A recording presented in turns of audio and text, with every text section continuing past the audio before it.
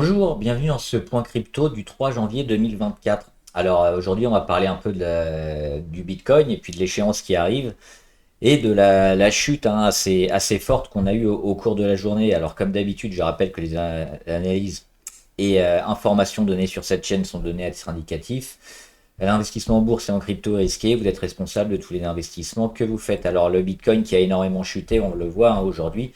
On perd actuellement à la mi-séance, enfin il y a pas de séance, parce on est au cours de journée, mais il est 18 heures en France, on perd quasiment 4%. Et on a surtout une chute, on va le voir, une chute assez importante, puisqu'on a perdu jusqu'à 11%. Et finalement on revient ici à moins 4. Alors pourquoi le Bitcoin a chuté comme ça? Alors on va commencer déjà par la décision de la SEC, hein, sur l'approbation de l'ETF spot, donc au comptant, pour beaucoup de fonds, hein. Il y a plus d'une douzaine de fonds qui devraient proposer des ETF. A priori, si on va l'accorder pour BlackRock, on devrait l'accorder pour tous les autres aussi. La date butoir qui a été annoncée est probablement la dernière, hein, parce qu'on a repoussé au maximum la date butoir pour l'approbation ou la non-approbation de la SEC, c'est le 10 janvier. C'est-à-dire que c'est dans une semaine, c'est mercredi prochain, le 10. Donc on va certainement avoir une petite période un peu de tension, d'hésitation sur les marchés crypto en attendant soit le 10, soit quelques jours avant ou quelques heures avant la décision. Et pendant cette période-là, on risque d'avoir, et même un peu après, hein, dès qu'on aura la décision, on aura certainement pas mal de volatilité. La volatilité, c'est quoi? C'est des prix qui vont un peu beaucoup évoluer, très haut, très bas, sans véritablement trouver de tendance forte, parce qu'on va avoir un cours un peu erratique. Donc c'est ça, on n'aura pas de signal fort, mais on aura des mouvements très forts à la hausse, à la baisse. Donc ce sera intéressant éventuellement de se positionner si on a pardon, un objectif assez clair et assez défini. Pour ma part, hein, c'est toujours le même. Moi, je pense que même si on aura de la volatilité, qu'on va avoir certains gros mouvements, hein, sur le Bitcoin prochainement, le cours du Bitcoin devrait quand même progresser et aller vers le haut, probablement à moyen terme, déjà taper les 48 000 et puis travailler cette zone, hein, en début d'année, probablement entre les 48 et les 70 000 dollars. C'est mon analyse sur le Bitcoin. Alors pourquoi aujourd'hui on a eu cette grosse baisse? On va même le regarder en minutes.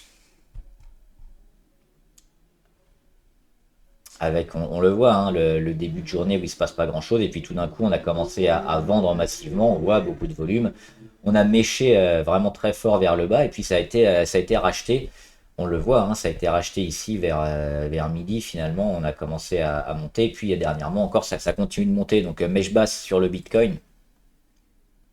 Pourquoi? Parce qu'on a une plateforme d'échange de crypto, Matrixport, qui a annoncé qu'elle pensait que la SEC donnerait un avis défavorable sur l'approbation de l'ETF spot, mais que cette approbation devrait être probablement retardée dans plus ou moins 3 mois, hein, donc le premier semestre ou à la fin du premier trimestre 2024. Donc elle anticipe une baisse des cryptos et un refus de la SEC sur l'approbation de l'ETF spot. A priori, la plupart, hein, des analyses sont quand même positives sur cette approbation, donc ce serait surprenant qu'on ait une invalidation, hein, là-dessus, même si c'est toujours possible, hein, on n'a jamais de certitude. Quoi qu'il en soit, Matrixport, ils sont quand même, en tant que plateforme d'échange de crypto, ils bénéficient des échanges et des volumes et de la volatilité, parce que plus il y a d'échanges, plus ils vont gagner de l'argent forcément. Et alors, je ne sais pas s'ils l'ont fait sciemment ou malhonnêtement, mais le fait d'annoncer comme ça un peu un message à contre-courant qui va certainement, on l'a vu, hein, faire beaucoup d'échanges sur les cryptos, beaucoup d'achats, beaucoup de ventes, Au final, ça profite à qui? Bah, ça profite surtout aux plateformes d'échange de crypto avec les frais hein, qui sont associés à chaque transaction. Donc c'est ça surtout ce qu'on a eu aujourd'hui, cette annonce un peu